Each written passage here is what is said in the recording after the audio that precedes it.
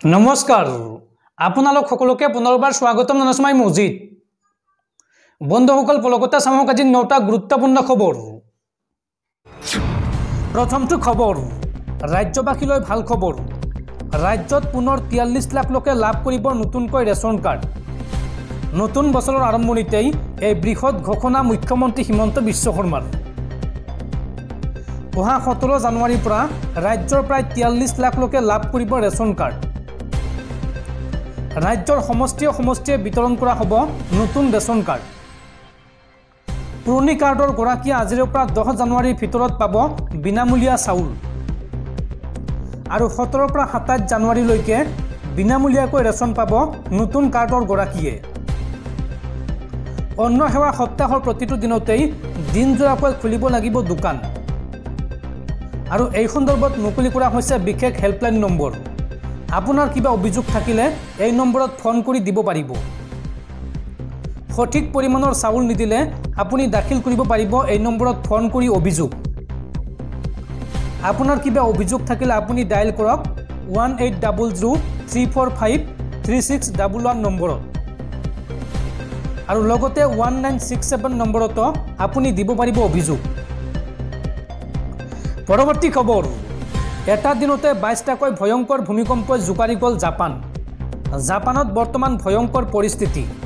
7.5 প্ৰাবল্যৰ ভূমিকম্পই জোকাৰি গ'ল সমগ্ৰ জাপান আৰু তাৰ পিছতে জাপানত জাৰি কৰা হৈছে হাই এলাৰ্ট 7.5 প্ৰাবল্যৰ ভূমিকম্পৰ পিছতে আশংকা কৰা হৈছে যে যিকোনো মুহূৰ্তত জাপানত আৰম্ভ হ'ব পাৰে সুনামি যাৰ বাবে দেশখনৰ 5খনকৈ চহৰ ইতিমধ্যে খালী কৰি দিয়া হৈছে আৰু জাপানত থকা ভাৰতীয়সকলক উদ্ধাৰ কৰিবলৈ ভাৰতীয় দূতাবাসে মুকলি কৰিছে কেইবাটাও জৰুৰীকালীন হেল্পলাইন নম্বৰ জাপানৰ বৰ ভূমিকম্পৰ পিছতেই হাহাকাৰ পৰিস্থিতি সতৰ্কবাণীৰ পিছতে ভাৰতীয় দূতাবাসে মুকলি কৰিছে কেইবাটাও হেল্পলাইন নম্বৰ ভাৰতীয় নাগৰিকৰ বাবে 5টাকৈ নম্বৰ মুকলি কৰা হৈছে নম্বৰ কেইটা আপোনালোকক স্ক্ৰীনত দেখুৱাই আছো আপোনালোকে দৰকাৰ হ'লে স্ক্ৰীনশ্বট কৰি ল'ব এই 5টাকৈ নম্বৰত আপোনালোকে যোগাযোগ কৰিব পাৰিব ভাৰতীয় দূতাবাসৰ লগত 7.5 প্ৰাবল্যৰ ভূমিকম্পৰ পিছতেই সুনামিৰ সতৰ্কবাণী জাপানত আৰু যিকোনো মুহূৰ্তত উপকূলীয় অঞ্চলত সুনামি হোৱাৰ সম্ভাৱনা আছে ভূমিকম্পৰ ফলত এতিয়াও হাজাৰ লোক সন্ধানহীন হৈ আছে 22টাকৈ প্ৰবল ভূমিকম্পই জোকাৰি গৈছে জাপানৰ ভিন্ন চহৰ জাপানৰ 5খনকৈ চহৰ ইতিমধ্যে খালী কৰাৰ নিৰ্দেশ দিয়া হৈছে মধ্য জাপানৰ ইচিকাৱা প্ৰিফেকচাৰত প্ৰবল ভূমিকম্পৰ জোকাৰণি অনুভূত হৈছে আৰু জাপানৰ কেইবাখনো চহৰত সুনামিৰ সতৰ্কবাণী জাৰি কৰিছে জাপান চৰকাৰে পৰৱৰ্তী খবৰ বেহৰবাৰী আউটপোষ্টৰ মহন হিচাপে খ্যাত অভিনেতা দীপজ্যোতি কেওট অসুস্থ হৃদৰোগত আক্ৰান্ত হৈছে অভিনেতাজন আৰু সংকটজনক অৱস্থাত গুৱাহাটীৰ হেলথ চিটি হাস্পতালত ভৰ্তি কৰোৱা হৈছে অভিনেতা দীপজ্যোতি কেওটক জনপ্ৰিয় অভিনেতা দীপজ্যোতি কেওট গুৰুতৰভাৱে অসুস্থ হৃদৰোগত আক্ৰান্ত হৈছে অভিনেতাগৰাকী বেহাৰবাৰী আউটপোষ্ট ধাৰাবাহিকত মহন চৰিত্ৰৰে জনপ্ৰিয় হৈ পৰা অভিনেতাগৰাকীক বৰ্তমান ভৰ্তি কৰোৱা হৈছে গুৱাহাটীৰ হেলথ চিটি হাস্পতালত জানিব পৰা মতে চিকিৎসকে অভিনেতাগৰাকীৰ অস্ত্ৰোপচাৰ কৰিছে হেলথ চিটি হাস্পতালৰ বিশেষজ্ঞ চিকিৎসক ডাক্তৰ মায়ংক আগৰৱালাৰ নেতৃত্বত এটা বিশেষজ্ঞ চিকিৎসকৰ দলে কৰিছে এই অস্ত্ৰোপচাৰ আৰু অভিনেতাগৰাকীৰ অসুস্থতাৰ খবৰ বিয়পি পৰাৰ লগে লগে চিন্তিত হৈ পৰিছে অনুৰাগীসকল বন্ধুসকল তাৰপিছত 4 নম্বৰ খবৰটো জনোৱাৰ আগতে আপোনালোকৰ এটা সৰু ৰিকুৱেষ্ট যদি তেওঁলোকে এই ভিডিঅ'ত লাইক কৰা নাই তেন্তে প্লিজ এটা লাইক কৰি দিয়ক আৰু এনেকুৱা ধৰণৰ নতুন ভিডিঅ' পাবলৈ চেনেলটো সাবস্ক্ৰাইব কৰি কাষত থকা বেল আইকনটো প্ৰেছ কৰি ৰাখক পৰৱৰ্তী খবৰ নাগৰিকত্ব সংশোধনী আইন চমুকৈ কাক লৈ হিমন্ত বিশ্ব শৰ্মাৰ সিদ্ধান্ত ফাইনেল কা দেশত বলবৎ হ'বই আৰু কা বলবৎ হ'লে অসমত কিমান হিন্দু বাংলাদেশী সোমাব সেই তথ্য আজি মুকলিকৈ কৈ দিলে হিমন্ত বিশ্ব শৰ্মাই কাক লৈ ডাঙৰ ঘোষণা মুখ্যমন্ত্ৰী হিমন্ত বিশ্ব শৰ্মাৰ কা ৰূপায়ণ হ'লে 3.4 লাখ হিন্দু বাংলাদেশী অসমলৈ আহিব অৰ্থাৎ 3,40,000 হিন্দু বাংলাদেশীয়ে নাগৰিকত্ব লাভ কৰিব অসমত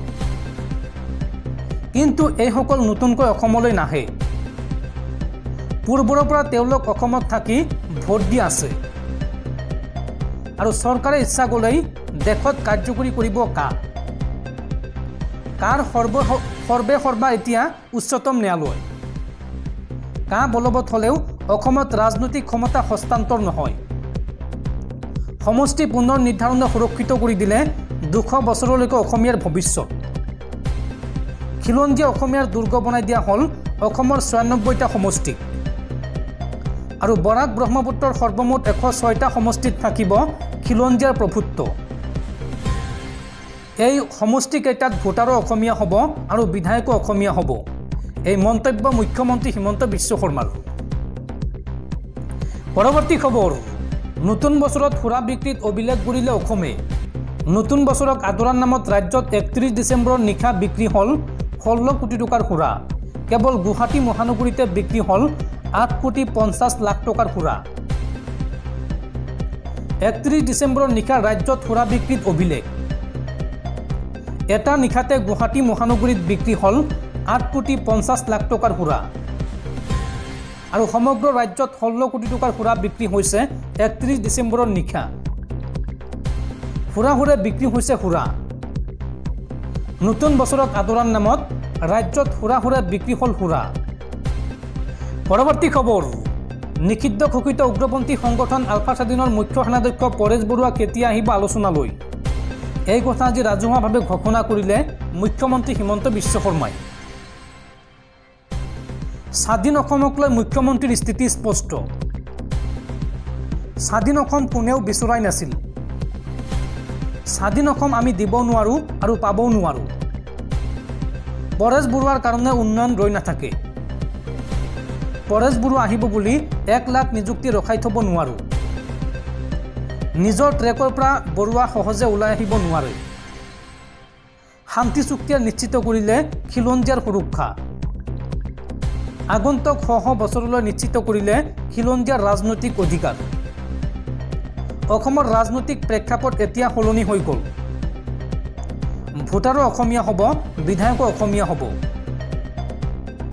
এতিয়াৰ পৰা এটা সমষ্টিৰ পৰা গৈ আন এটা সমষ্টিত ভোট দিব নোৱাৰিব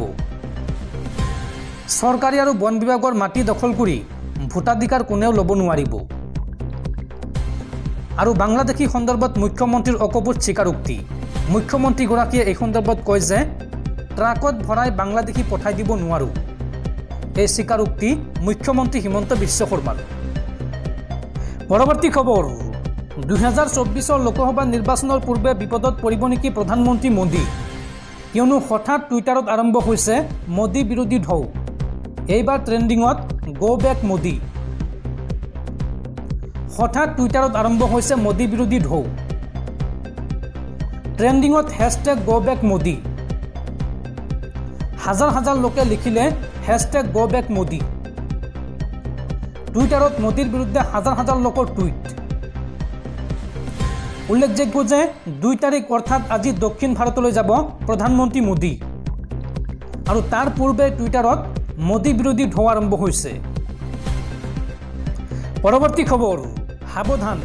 এতিয়াৰ পৰা চিটি বাছত মহিলাক দুৰ্ব্যৱহাৰ কৰিলে লগে লগে গ্ৰেপ্তাৰ হ'ব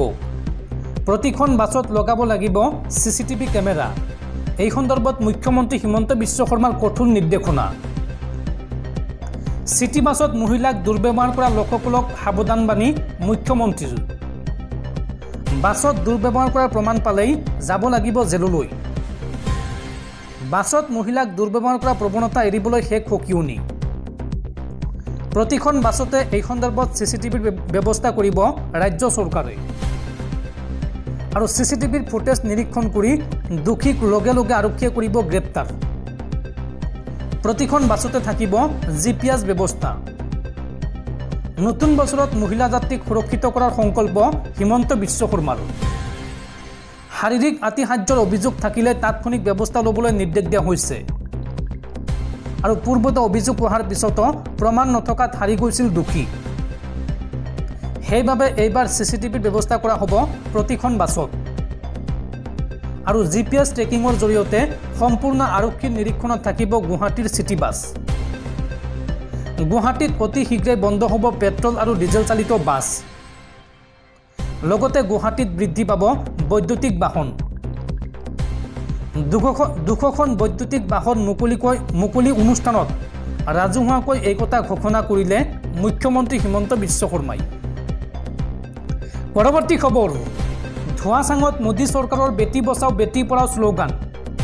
এইবাৰ IIT BHUৰ ছাত্ৰীক দলবদ্ধ ধৰ্ষণ বিজেপি সদস্যৰ। আৰু এই ঘটনাক লৈ উত্তাল দেশৰ ৰাজনীতি। 2 মাহৰ পাছত 3 অভিযুক্তক গ্ৰেপ্তাৰ আৰক্ষীৰ।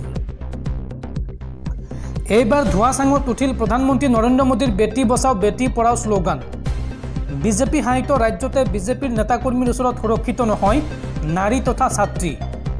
শেহতীয়াকৈ বিজেপিৰ 3গৰাকী সদস্যই এগৰাকী 20 বছৰীয়া ছাত্ৰীক দলবদ্ধভাৱে ধৰ্ষণ কৰাৰ গুৰুতৰ অভিযোগ উঠিছে। আৰু এই ঘটনা সংঘটিত হোৱাৰ প্ৰায় 2 মাহৰ পাছত 3 অভিযুক্তক গ্ৰেপ্তাৰ কৰিছে আৰক্ষীয়ে। গ্ৰেপ্তাৰ হোৱাৰ পাছতে পোহৰলৈ আহিছে অতি ভয়ংকৰ তথ্য। অভিযুক্ত 3জনে বিজেপিৰ IT সেলৰ বাৰাণসী শাখাৰ সক্ৰিয় সদস্য। ইয়াৰ পাছতে এতিয়া দেশৰ ৰাজনীতি উত্তাল হৈ পৰিছে।